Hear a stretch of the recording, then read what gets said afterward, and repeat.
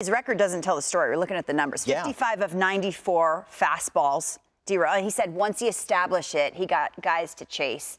Just commanding on the mound. He looked awesome. He's on pace for 266 strikeouts, DeRosa. No, I mean this wholeheartedly. To watch that game last night, Matthew Boyd matched him pitch for pitch. At one point was actually throwing the ball better. And then Ahmed Rosario, who, by the way, give love to Ahmed Rosario and Nasim Nunez, two guys who don't get to play every day. Of PT.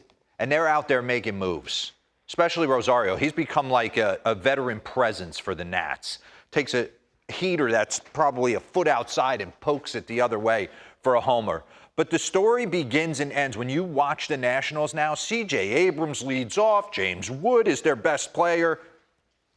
And they got a frontline ace. The Juan Soto trade, Mike Rizzo, tip of the hat. I mean, you nailed this. I mean, the three pillars of your franchise came over for the next 10, 12 years.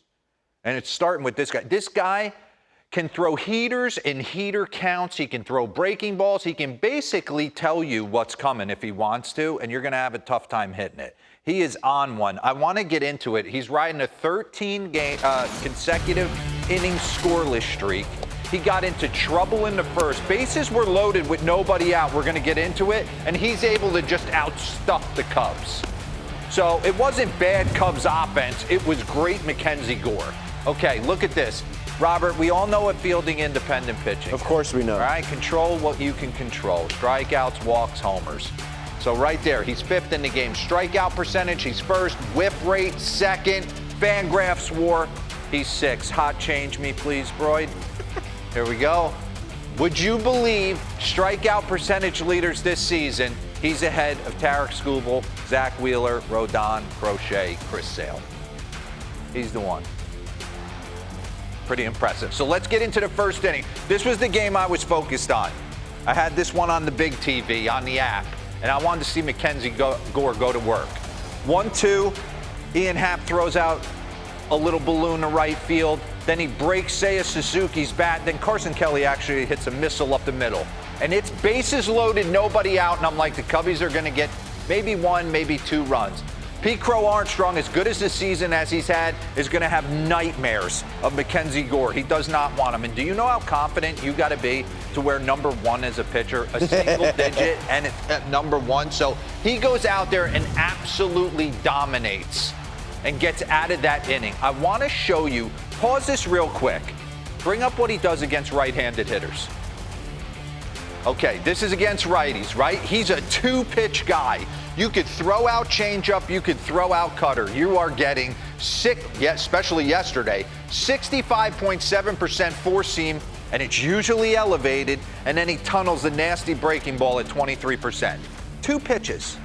See, there's that really flip of the coin. There's really no thinking from a right-hand side. I'm going to take you through why he's so nasty. Here he is against Carson Kelly. We're going to show you the heat maps real quick. So look, all the heaters are elevated, top of the zone, with life spin rate on them. You saw a ton of foul offs, a ton of swing and miss on them, right? And then the nasty curveball, kind of a la Barry Zito back in the day, but he's throwing at 98 miles an hour. Zito was at 92 to 94, much different. You add 3 to 5 miles an hour, it's completely different on an elevated heater. So here he is against Carson Kelly. He went heater, then changeup, elevated heater, pause this. Run that back for me real quick. Two pitches. Right there. Run it. He goes elevated heater 0-2. So if you're Carson Kelly, you're saying to yourself, I'm getting breaking ball.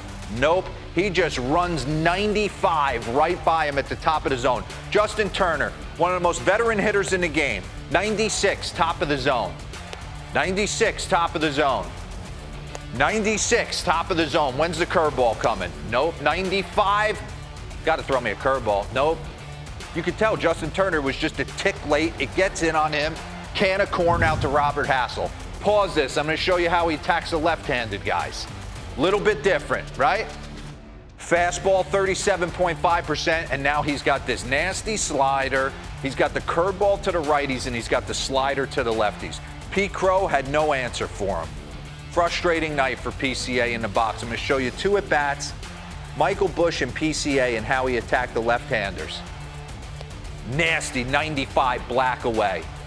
Top of the zone heater. Wipe me out. Spikes it. Usually when they spike it, they're going to throw it again because they want to execute it. I mean, that showed strike for a long time. PCA throws his bat away. Michael Busch has silently had a really good season for the Cubbies. Slider, he's got you 0-2. You're basically dead. He gives him one pitch in the zone right here, that right there, kind of hung it, and he knows it. And then it's devastating slider, and you're out of it. And what makes him so effective, and why is this stuff play so clean? He's got elite extension. I mean, he is getting down the mound, boom, just presenting. I go back to the early 90s when I was dialed in on the game. Mark Langston kind of presented that dropping of that arm side and running that hot heater at you. So bring up the last board and we'll get out. Left-handed starting pitchers to rank in 70th percentile or higher in fastball velo. You got to remember something now. Christopher Sanchez and Garrett Crochet are like 6'6". These are monsters. McKenzie's not, I mean, he's a big guy, 6'2". So the fastball velo and the extension getting down the mound. He was fantastic. He had to be. Matthew Boyd was just as good. It was like one mistake for Matthew Boyd, but man, to throw pitches, predictable pitches to good big league hitters and consistently get away with it, that's what kind of lights my fire watching the games. Yeah, the Nats are good, and they're going to be a problem for a long time. Cubs Nationals that again today in the nation's capital. Drew Pomeranz, Jake Irvin, that is your pitching matchup.